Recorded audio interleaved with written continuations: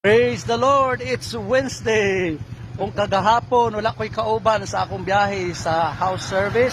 Karon na ko'y kauban, akong amahan.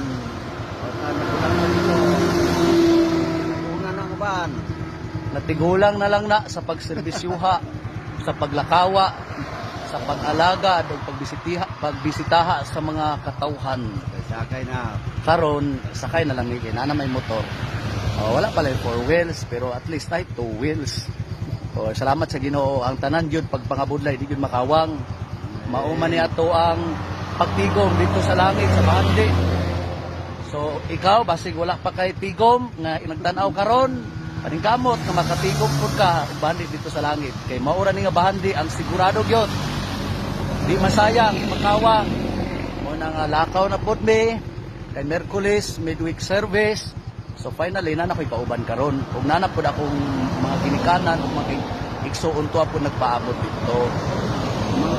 Kumangkon. Salamat kayo sa Ginoo. Sa privilege gyud nga makaalagad sa kaniya, karon sa tanan, o makaalagad sa iyang mga katawhan. Dalaygon ang Ginoo, padayon sa pag-alagad sa Ginoo, pag-alagad sa katawhan. Amen. Amen.